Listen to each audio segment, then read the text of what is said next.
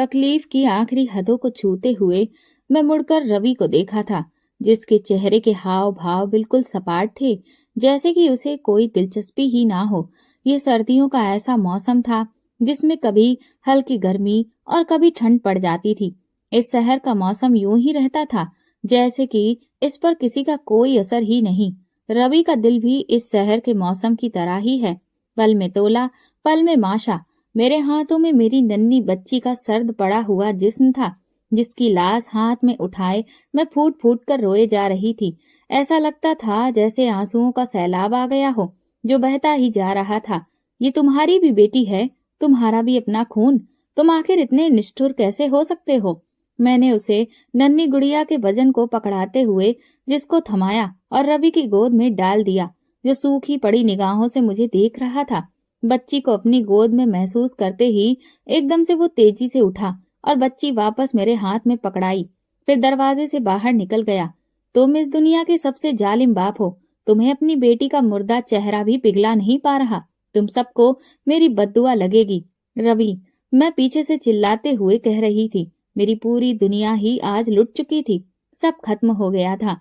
ऐसा लगता था जैसे इस भरी दुनिया में मेरा कोई नहीं है, मेरी किसी को भी सुनाई नहीं दे रही थी। ऐसा लगता है जैसे सबके कान बंद हो चुके हैं।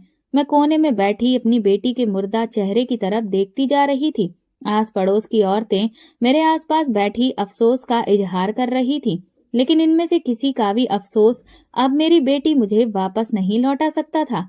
थोड़ी ही देर में मोहल्ले के कुछ मर्द आए और मेरे हाथ से इस बच्ची को ले जाने को कहा, क्योंकि दफनाने का इंतजाम करना है। मुझे तो ऐसा लगा जैसे कोई मेरा सीना चीर कर मेरा दिल निकाल कर ले जा रहा है। मैं रोते हुए नंगे पांव बच्ची के पीछे भागी, लेकिन औरतों ने मुझे पकड़कर रोक दिया।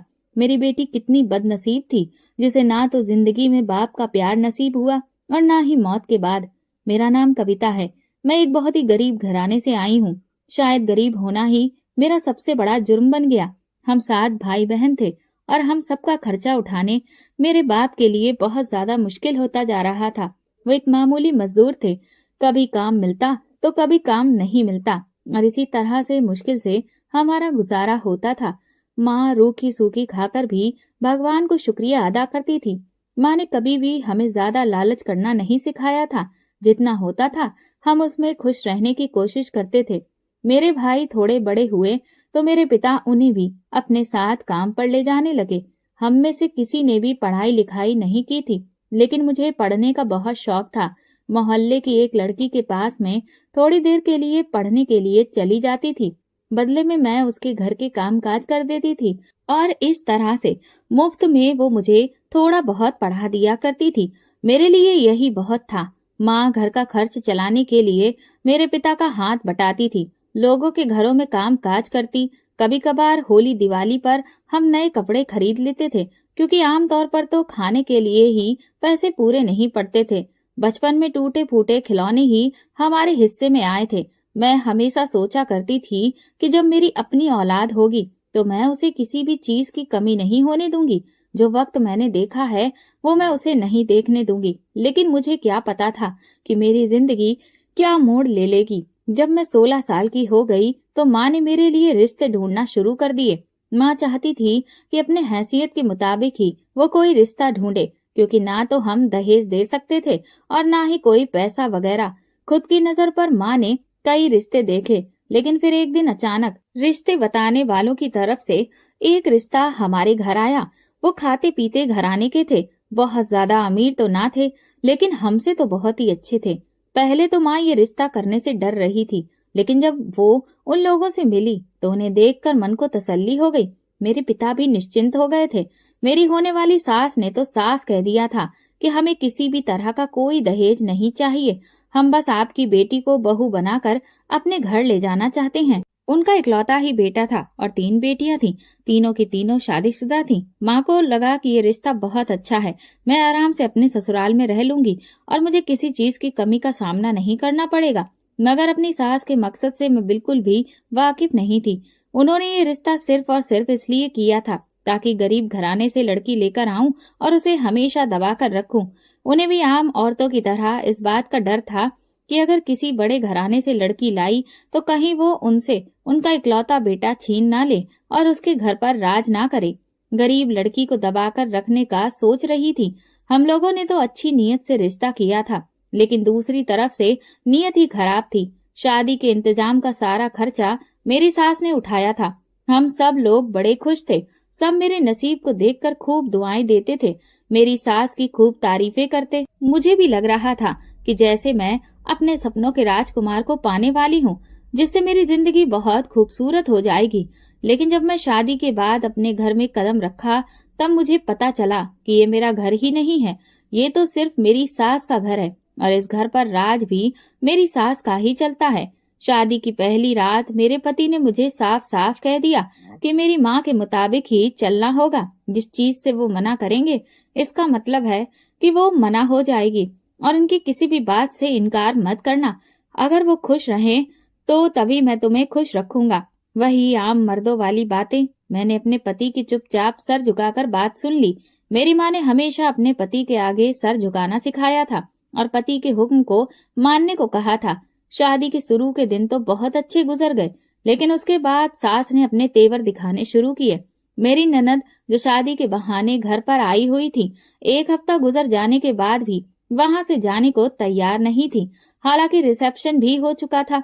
रोजाना उनके पति और बच्चे हमारे घर में ही आकर बैठ जाते थे और रात का खाना खाते, तो अब रोज की बात हो गई थी। शुरुआत में तो मैंने कुछ भी नहीं बोला, लेकिन फिर मुझे अजीब सा लगने लगा, क्योंकि मेरे साथ सारा काम मुझसे ही करवाती थी और खुद अपनी बेटियों के साथ बैठकर बातें करती रहती थी। इतने सारे लोगों का काम एक साथ करना मेरे लिए काफी मुश्किल हो जाता था और सबकी पसंद भी अलग अलग होती थी। अगर कभी मुझसे कोई चीज खराब हो जाती तो फिर मुझे ताना भी मारा जाता था कि कभी कुछ अच्छा देखा ही नहीं है, इसीलिए जरा सी अच्छी चीज देखकर पागल हो जाती है। मेरी सास बातों ही बातों में मुझे मेरी गरीबी का ताना मारना नहीं भूलती थी। वो कभी मेरे पिता के बारे में तो कभी कभी माँ के बारे में उल्टी सीधी बातें करती थी, जो कि मुझे पसंद नहीं आती थी। लेकिन मैं इतने वक्त में ये समझ गई थी कि इस घर में कोई भी मेरे साथ नहीं है। अगर मैं अपनी जुबान खोलूं या जवाब में कुछ भी कहा तो उल्टा मुझे ही इस घर से बेदखल कर दिया जाएगा और हम गरीब घरों की लड़कियां मरते दम तक ससुराल में ही अपनी जगह बनाने की कोशिश करती रहती हैं, ना कि लड़ झगड़ कर नाराज होकर अपने पिता के घर पर जाकर बैठ जाती हैं, क्योंकि वो ये अच्छे से जानती हैं कि उनके पीछे और भी भाई बहन हैं जिनकी शादियां होनी है। मेरा पति रवि एक अच्छे ऑफिस में नौकरी करता है, लेकिन उसकी सैलरी कितनी है इस बात का मुझे कोई भी अंदाजा नहीं था, क्योंकि आज तक उसने मुझे कभी खर्चे के लिए पैसे नहीं दिए थे। सारी तनख्वाह वो महीने के शुरू में अपनी माँ के हाथ पर लाकर रख देता था और मुझसे कहता था कि अगर तुम्हें किसी भी चीज की जरूरत है तो माँ से ही मांग लो। कभी कभी तो मुझे बहुत ही शर्मिंदगी का सामना करना पड़ता था, क्योंकि मेरी सास मुझे बहुत बेइज्जत करने के बाद ही कुछ पैसे देती थी, वो भी चंद 100 रुपए, जिससे आज के जमाने में कुछ भी खरीदना तो नामुमकिन सी बात थी। मेरी भी बहुत सी जरूरतें होती थी, लेकिन ये सब लोग मेरा मजाक बनाते थे और मेरी बेबसी को देखकर ठहाके लगाते थे। मेरी सास सारा पैसा अपने पास रखती और उनमें से कुछ पैसे वो अपनी बेटियों को दे देती और बाकी घर के खर्चे के लिए इस्तेमाल करती थी, लेकिन मुझे वो 1 रुपया तक नहीं देती थी। 1-2 बार मैंने अपने पति से जब पैसों को लेकर बात की तो वो तो मुझ पर आग बबूला होकर चिल्लाने लगा। बोला, तुम तो घर पर पूरा दिन रहती हो, तुम्हें आखिर किस चीज की जरूरत है? माँ जो बेहतर तुम्हारे लिए समझेगी वो खुद ले लेगी, इसलिए चुपचाप अपना घर का काम किया करो। ये कहकर वो करवट बदल कर सो गया था। मेरी शादी को काफी वक्त गुजर गया था। मेरी नंदें ज्यादा दूर नहीं रहती थी, उनका ससुराल 2 गलियां छोड़कर ही था, सब आस पास ही रहती थी, इसीलिए वो थोड़ी थोड़ी देर के बाद आ जाती थी। कभी आती तो सर पर कपड़ा बांध कर लेट जाती और मुझसे कहती कि भाभी खाना दे दो, मेरी तबीयत ठीक नहीं है, इसीलिए मैं घर पर खाना बना नहीं सकती। और फिर मैं जो 3 लोगों का खाना बनाने बैठी थी, मुझे कई लोगों के लिए खाना बनाना पड़ता था। गर्मी में तो काम करना बहुत ही मुश्किल हो जाता था और सख्त गर्मी में मैं पूरा दिन किचन में खड़ी चूल्हे के आगे काम करती रहती थी और सास अपनी बेटियों के लिए एसी वाले कमरे में बैठी रहती। घर में एसी भी सिर्फ मेरी सास के कमरे में लगा हुआ था, मैंने तो आज तक उसकी ठंडक भी महसूस नहीं की थी। एक बार मैंने अपने पति से कहा कि गर्मी ज्यादा है, हम अपने कमरे में भी एसी लगवा लेते हैं, तो वो मेरा मजाक उड़ाते हुए अंदाज में हंसकर बोला, तुम तो ऐसे बोल रही हो जैसे अपने दहेज में एसी लेकर आई हो। अगर तुम्हें इतनी ही जरूरत है तो जाओ और अपने बाप से जाकर कह दो। मैं हर रोज अपने पति के हाथों बेइज्जत होती थी। मेरी सास और नंदे मेरे पति के कान मेरे खिलाफ भरती रहती थी और मेरे पति उनकी बातों पर यकीन करके रोजाना मुझ पर मारते पीटते थे। ये जुल्म सहते सहते अब मैं बहुत थक चुकी थी। मेरी सास तो मुझे मायके भी नहीं जाने देती थी। वैसे मैं शुक्र करती थी कि मैं मायके नहीं जाती। माँ अगर मेरे चेहरे की तरफ देखती तो सारी कहानी समझ जाती। मेरे माता पिता ने बेशक ही हमें गरीबी में पाला पोसा था, मगर इसका मतलब ये नहीं था कि वो हमारी परवाह नहीं करते थे। मैं जानती थी कि वो अपनी तमाम मुश्किलों को भूलकर मेरी जिम्मेदारी उठाने को तैयार हो जाएंगे, लेकिन मैं ऐसा नहीं चाहती थी। मैं अपनी वजह से किसी को भी मुश्किल में नहीं डालना चाहती थी। मेरी शादी को अभी तीसरा महीना शुरू हुआ था कि मेरी सास ने पोते की ख्वाहिश जताना शुरू कर दिया। सास की ये बात सुनकर मैं काफी डर गई। अक्सर मैंने सुन रखा था कि जिन लड़कियों के यहाँ पर औलाद लड़का नहीं होता, उनके ससुराल वाले उन पर बहुत जुल्म करते हैं। और अपनी सास का अब तक का रवैया देखकर मुझे ये अंदाजा हो गया था कि अगर मैंने उन्हें बेटा पैदा करके नहीं दिया तो फिर मेरी खैर नहीं। हर रोज मेरी सास मुझसे कहती, खुशखबरी कब सुना रही हो, और मैं सर झुकाकर रह जाती। वो तो मुझे ऐसे पूछती थी कि जैसे ये सब कुछ मेरे हाथ में है। मेरे पति भी दिन रात मुझसे कहते, मुझे तो बेटा ही चाहिए, बेटियां रखकर क्या करना है। हालांकि उसकी खुद की 3 बहनें थीं, मगर न जाने क्यों अक्सर लोग बहू को बेटा पैदा करने की मशीन समझ लेते हैं। जब एक और महीने तक मुझे खुशखबरी नहीं मिली तो मेरी सास मुझे अपने साथ लेकर एक दाई के पास चली आई थी। दाई ने सास को कहा भी कि अभी तो शादी को वक्त ही कितना हुआ है, सब्र करो। मगर मेरी सास मुझे बोलती रही कि अगर तूने इस महीने खुशखबरी नहीं दी तो मैं अपने बेटे से तेरा तलाक करवा कर उसकी दूसरी शादी करवा दूंगी। सास की ये बात सुनकर मैं दिल ही दिल में हंसकर रह गई थी, क्योंकि मैं इस बात को अच्छे से जानती थी कि उस जैसी औरत के घर कोई भी अपनी बेटी को नहीं भेजेगा। सब जानते थे कि वो किस तरह की है और खानदान भर में कोई भी उससे रिश्ता जोड़ने के लिए तैयार नहीं था। इसीलिए तो वो बाहर रिश्ता ढूंढती फिर रही थी। 1 हफ्ता बीतने के बाद भी जब कोई खबर ना मिली तो फिर मेरी सास मुझे लेकर एक बाबा के पास आ गई। मैंने अपनी सास को रोकने की बहुत कोशिश की कि इन बाबाओं के चक्कर में मत पड़ो, लेकिन वो मुझे डांटते हुए बोली, तू होती कौन है मुझे समझाने वाली, बस मुझे जल्दी से जल्दी पोता चाहिए। फिर मैं वहां उसे बाबा के सामने घंटों बैठी रही। वो बाबा न जाने कौन कौन से मंत्र पढ़ रहा था। मैं बुरी तरह से थकी जा रही थी। वापसी पर मेरी सास बाबा से एक पुड़िया भी लाई थी, जो रोजाना दूध में डालकर वो मुझे देती थी, लेकिन मैं बिल्कुल भी वो दूध नहीं पीती थी। सास के इधर उधर होते ही मैं वो सारा दूध गिरा देती थी। मुझे नहीं पता था कि उस पुड़िया में कैसी दवाई थी जो वो मुझे पीने को देती थी, और इसीलिए मैंने रिस्क लेना ठीक नहीं समझा। लेकिन फिर ऊपर वाले की कृपा हुई और अगले महीने ही मुझे खुशखबरी मिल गई। मैं बहुत ज्यादा खुश थी। मैंने अपनी माँ को भी बताया। मेरी माँ तुरंत ही कुछ फल वगैरह लेकर मेरे घर आ गई। शादी के बाद आज पहली बार वो मुझसे मिलने आई थी। उन्हें देखकर मैं बहुत खुश हुई और उनके गले लगकर रोने लगी। मेरी सास हमारे पास ही बैठी थी। वो मेरी माँ को कहने लगी, अरे तुम्हारी बेटी पहली बार उम्मीद से हुई है और तुम खाली हाथ आ गई। मेरी माँ ने बेचारगी से उनकी तरफ देखा और कहा कि आपको तो हमारे हालात अच्छे से पता है, हम इतना ही कर सकते थे। इसके पिता का कामकाज आजकल ठीक नहीं चल रहा है, घर में खाने के लाले पड़े हुए हैं, इसीलिए मैं ज्यादा कुछ नहीं ला सकी। माँ के इस तरह से कहने पर मुझे बहुत अफसोस हुआ था, लेकिन मैं अपनी सास को कुछ भी नहीं कह सकती थी।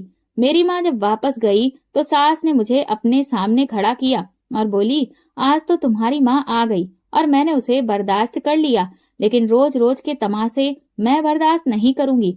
तुम कोई पहली लड़की नहीं हो जो पेट से हुई हो, और याद रखो, अगर मुझे पोता नहीं मिला तो फिर इस घर में तुम्हारी कोई भी जगह नहीं होगी। एक बार फिर से मेरी सास की वही रट शुरू हो गई थी। जब मेरे पति को इस बारे में पता चला तो उसने तो मेरी कोई भी खास परवाह नहीं की थी। वो हमेशा की तरह ही बिल्कुल सख्त था। जैसे कि उसे कोई फर्क ही नहीं पड़ता। कभी कभी तो ऐसा लगता था कि जैसे वो एक रोबोट है, इंसान है ही नहीं, और उसका रिमोट उसने अपनी माँ के हाथ में दे रखा है। उसका मूड भी अपनी माँ के हिसाब से ही बदलता था। बहरहाल, मैं अपने सारे दुखों को बुलाकर अपने आने वाले बच्चे के बारे में सोचने लगी थी।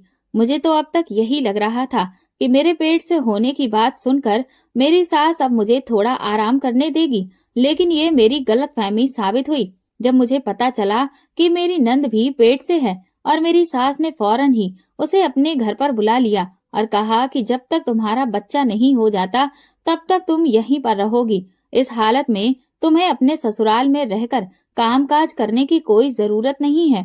मैं तो अपनी सास की इस तरह की बात सुनकर आह भरकर रह गई थी, क्योंकि मैं तो पहली बार पेट से हुई थी और मेरी नंद का तो ये तीसरा बच्चा था। मेरी सास उसका बहुत ज्यादा ध्यान रखती थी, उसे खूब फ्रूट्स वगैरह खिलाती, दूध देती, मगर मुझे हमेशा बचा कुचा खाने को ही मिलता था और ना ही मुझे कोई डॉक्टर के पास लेकर जाता था। कुछ दिनों से मुझे पेट में बार बार दर्द महसूस हो रहा था।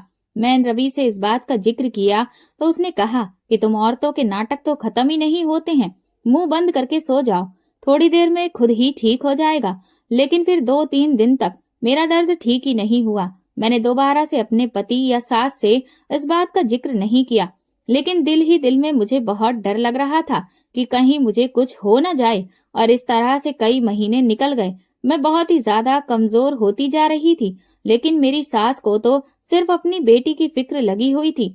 मेरी हालत चाहे जितनी भी खराब होती, वो घर के सारे काम मुझसे ही करवाती थी और साथ ही अपनी बेटी की सेवा भी मुझसे करवाती थी। हालांकि मैं भी इस दौर से गुजर रही थी जिस दौर से उनकी खुद की बेटी गुजर रही थी, लेकिन उन्हें सिर्फ अपनी बेटी की फिक्र थी। एक रात मुझे बहुत तेज दर्द उठा और मेरी सास ने मुझे अस्पताल ले जाने की बजाय दाई को दिखा दिया।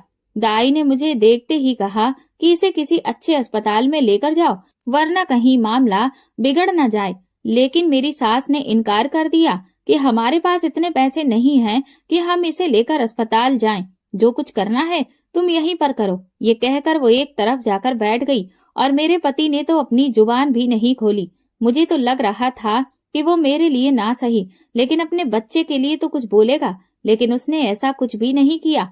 बहरहाल, बहुत ही मुश्किलों के बाद दाई ने मुझे और बच्चे को बचाया था। जैसे ही दाई ने मुझे ये खबर दी कि तुम्हारे बेटी हुई है, तो मैं तो खुशी से पागल हो गई थी, क्योंकि मेरी सोच अपने पति और सास की तरह बिल्कुल भी नहीं थी। मगर मेरी सास और मेरा पति का चेहरा बेटी के पैदा होने की खबर सुनते ही बिल्कुल पीला पड़ गया था। तुझे हमने कहा भी था ना कि हमें लड़का चाहिए, फिर तूने बेटी पैदा क्यों की?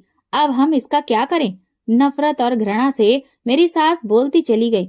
और फिर जब मेरी ननद के बेटा पैदा हुआ तो सब लोग उसकी तीमारदारी में जुट गए थे।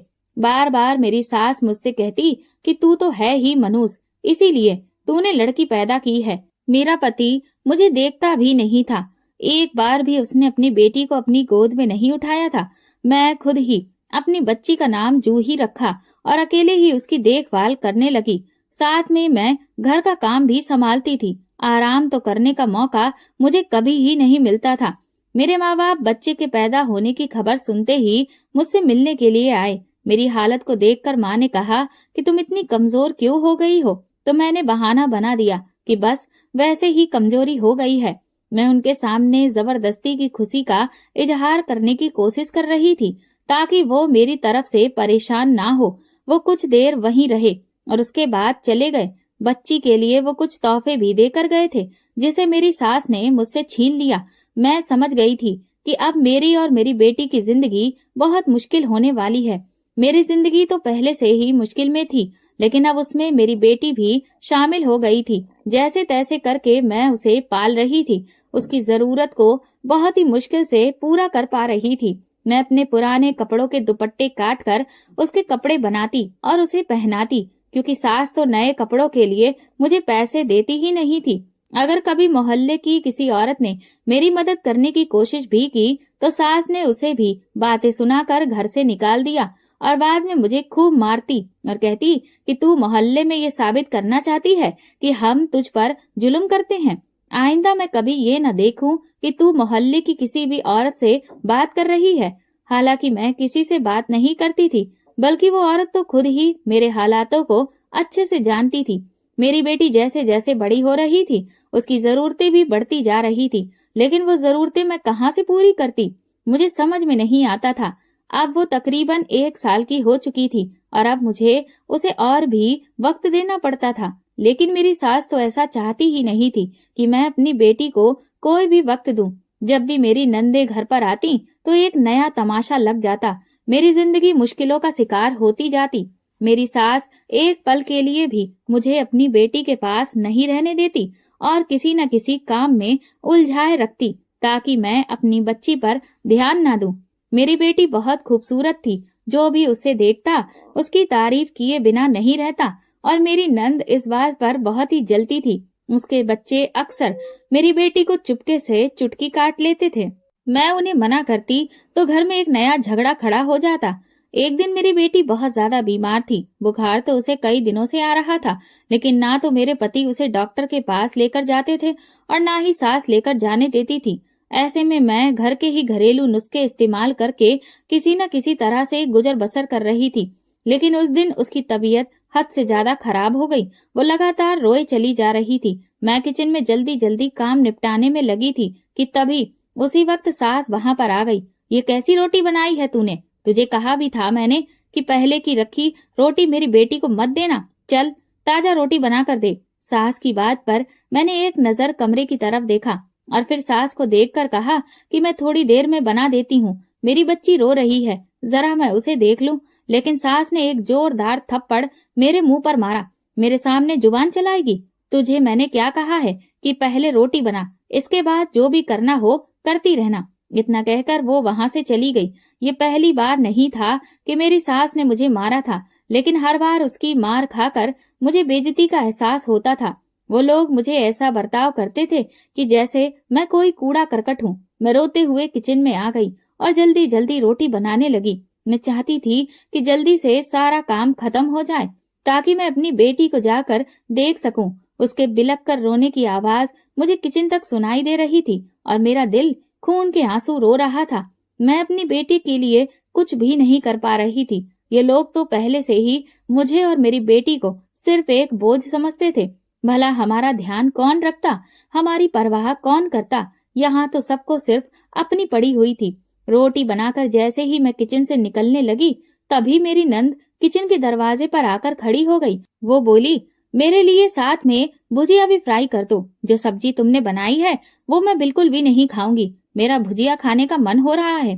थोड़ी देर पहले वो खुद ही सब्जी की फरमाइश करके गई थी और अब मुझे परेशान करने के लिए भुजिया बनाने की फरमाइश कर रही थी। मैंने कहा, सीमा दीदी, मुझे अपनी बेटी को देखना है। उसकी तबीयत ठीक नहीं है, वो रो रही है। एक नजर उसे देख लूं, फिर मैं आपको बनाकर दे देती हूँ। नंद से कहकर मैं वहां से निकलने ही लगी थी कि अचानक उसने मेरा हाथ पकड़कर मुझे रोक लिया।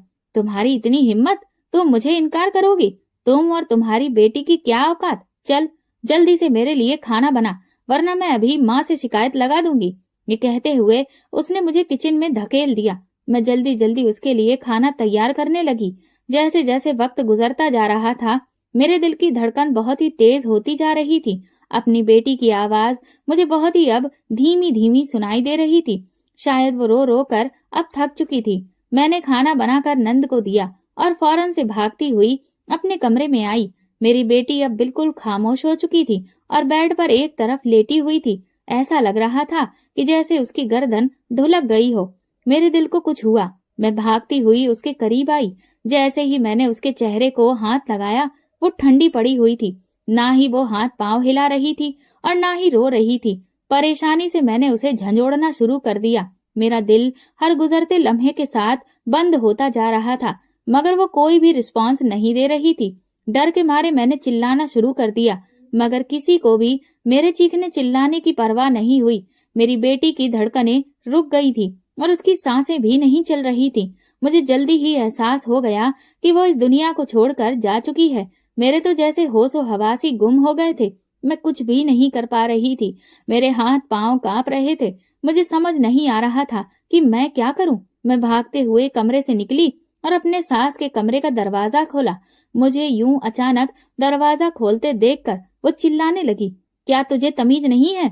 कितनी बार कहा है कि बिना दरवाजा खटखटाए मत खोला कर, और फिर तुझे बिना इजाजत अंदर कैसे आ गई? मगर मुझे इस वक्त उनके डांटने की कोई भी परवाह नहीं थी। जूही, उसकी हालत बहुत खराब है, मैंने हकलाते हुए बोल रही थी।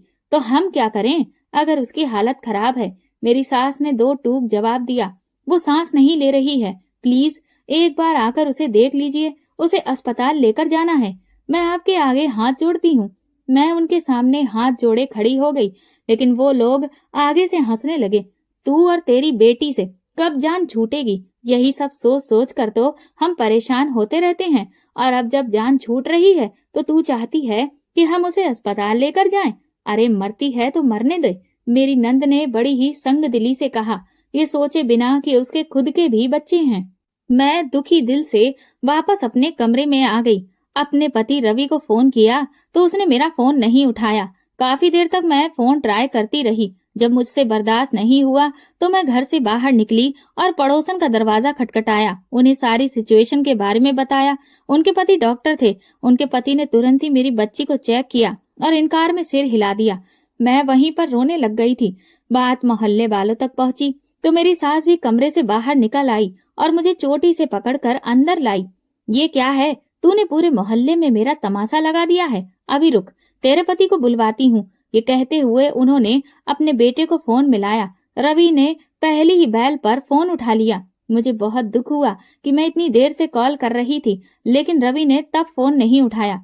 सास ने उसे न जाने क्या कहा कि वो भागा भागा अपना काम छोड़कर घर वापस आया। मुझे लगा कि शायद बेटी की तड़प में आया है, लेकिन वो तो अपनी माँ के पल्लू से लगकर बैठ गया। वो खुद भी अपनी बेटी को एक बोझ समझता था।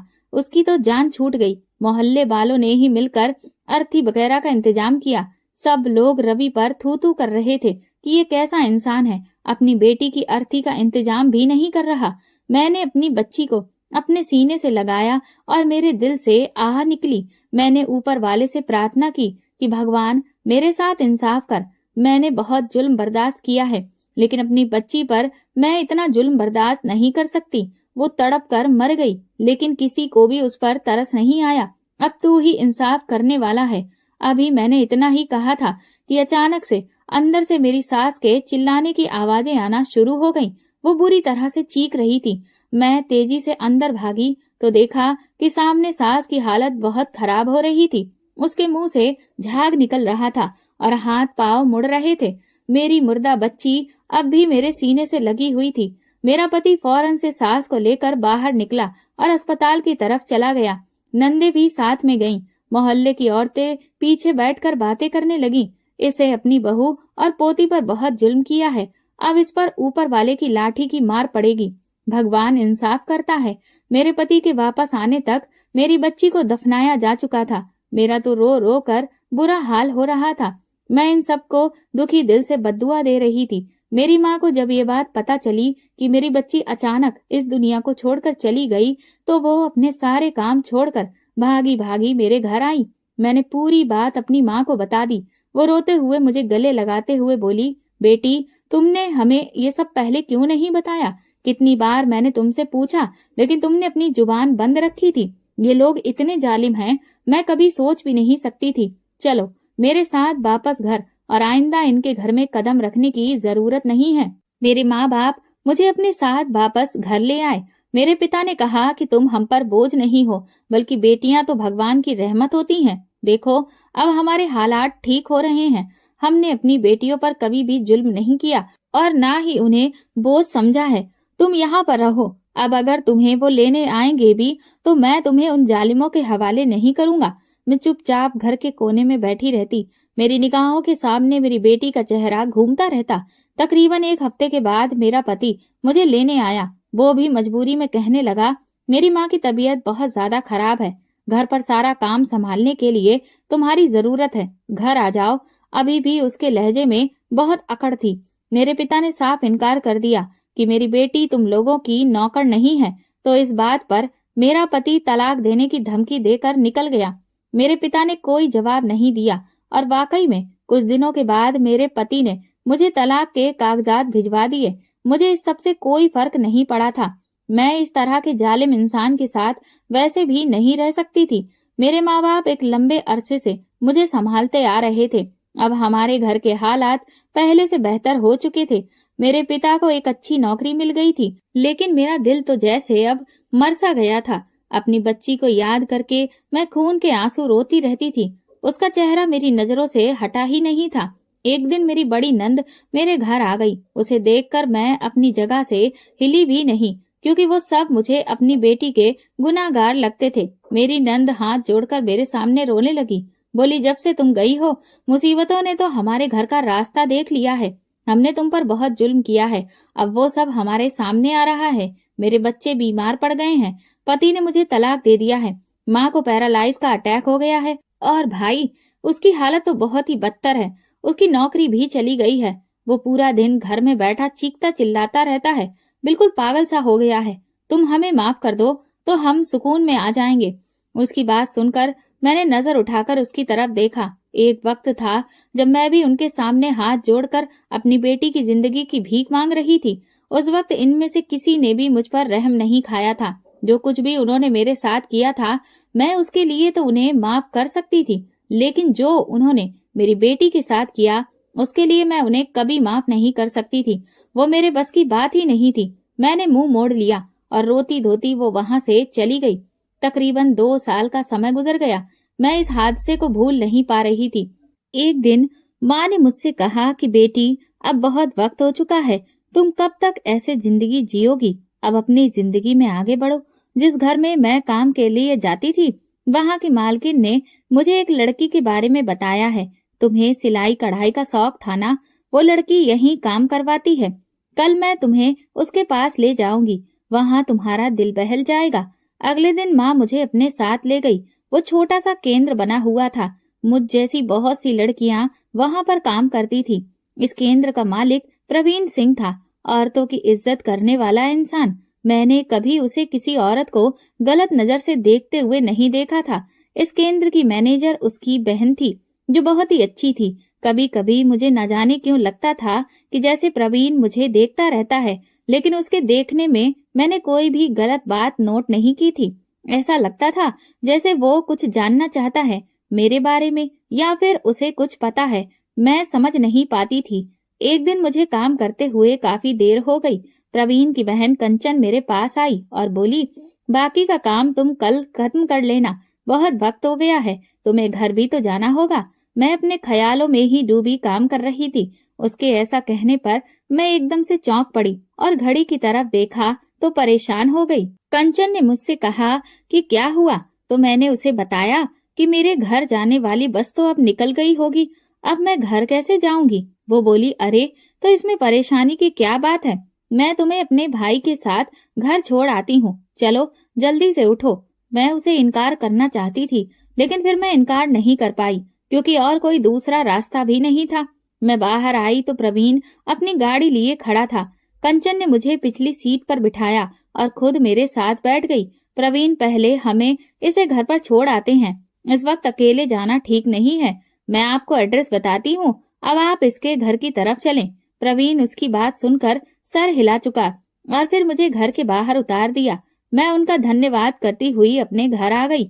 अगले हफ्ते ही अचानक प्रवीण अपने माता पिता के साथ हमारे घर आ गया। उनके साथ में कंचन भी थी। उन्हें यूं अचानक अपने घर में देखकर हम सब परेशान हो गए। मैंने माँ को बताया कि ये मेरे केंद्र की मैनेजर हैं। माँ ने फौरन से उनकी आव भगत में लग गई। वो लोग काफी अमीर घराने से थे। हमें समझ नहीं आ रहा था कि उन्हें कहाँ पर बिठाया जाए, लेकिन ऐसा लगता था कि जैसे उनमें अपने पैसे का कोई भी घमंड नहीं है। वो आराम से प्लास्टिक की कुर्सियों पर बैठ गए। प्रवीण के माँ बाप ने बात करना शुरू की। देखिए, हम इधर उधर की कोई भी बात करके वक्त बर्बाद नहीं करना चाहते। आपकी बेटी एक लंबे समय से हमारे सेंटर में काम कर रही है और हम उसके बारे में सब जानते हैं। आज हम यहाँ पर एक बहुत ही खास मकसद लेकर आए हैं। हम चाहते हैं कि हमारे बेटे प्रवीण की शादी आपकी बेटी से कर दी जाए। अभी उन्होंने इतना ही कहा था कि माँ ने हैरत से मेरे पिता की तरफ देखा। वो भी हैरान हो गए। हमने कभी सोचा भी नहीं था कि ऐसा कोई रिश्ता भी आ जाएगा। मैं तो कुछ भी महसूस नहीं कर पा रही थी, क्योंकि अपनी बेटी के बाद मैंने तो जीना ही छोड़ दिया था। कंचन मुझे साथ लिए अंदर आ गई और मुझे समझाने लगी। देखो, तुम कब तक ऐसे रहोगी? जिन लोगों ने तुम्हारे साथ गलत किया था, उन्हें इसकी सजा मिल चुकी है। तुम ऐसे खुद को सजा क्यों दे रही हो? वो लोग तो यही चाहते हैं कि तुम कभी भी सुखी ना रहो। क्या तुम उनकी इस ख्वाहिश को पूरा करोगी? मैंने फौरन से इनकार में सिर हिला दिया। देखो, यकीन करो, जहाँ पर बुरे लोग होते हैं, वहीं अच्छे लोग भी हैं। तुम मुझे और मेरे भाई को बहुत लंबे समय से जानती हो। हम तुम्हें कभी कोई तकलीफ नहीं देंगे। एक बार भरोसा करो और अपनी जिंदगी की खुशियों को हाथ से जाने मत दो। बाद में मेरे माता पिता ने भी मुझे यही समझाया और फिर मैंने ये फैसला अपने माँ बाप पर छोड़ दिया। मैं जानती थी कि बाकी बहनों की जिम्मेदारी भी उनके सर पर है। उनके जब भी रिश्ते आते थे, सब यही सवाल करते थे कि बड़ी बेटी घर पर क्यों है। कुछ दिन बाद मेरी माँ और पिता ने उन्हें हाँ कर दिया। मैं काफी ज्यादा डर रही थी कि मेरी जिंदगी दोबारा से वैसी ही ना हो जाए जैसे पहली थी। डरते डरते मैंने शादी के लिए हाँ की। इन लोगों ने बहुत ही सादगी से शादी की और विदाई हो गई। प्रवीण की भी ये दूसरी शादी थी। उसकी पहली बीबी कैंसर से लड़ते लड़ते इस दुनिया से विदा हो गई। लेकिन शादी के बाद मेरा सारा डर खत्म हो गया। प्रवीण मेरे साथ बहुत ही अच्छे से रह रहा था। वो मेरा बहुत ध्यान रखता था और उसके घर वाले भी बहुत अच्छे थे। मैं हर पल भगवान का शुक्रिया अदा करती।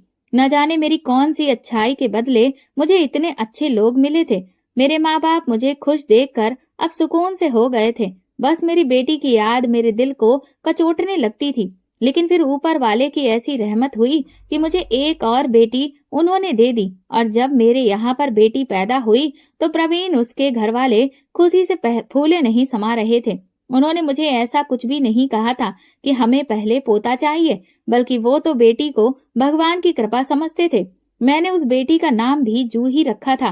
प्रवीण ने कोई ऐतराज नहीं किया। वो अपनी बेटी का बहुत ख्याल रखते थे, बिल्कुल किसी राजकुमारी की तरह उसे पाल रहे थे।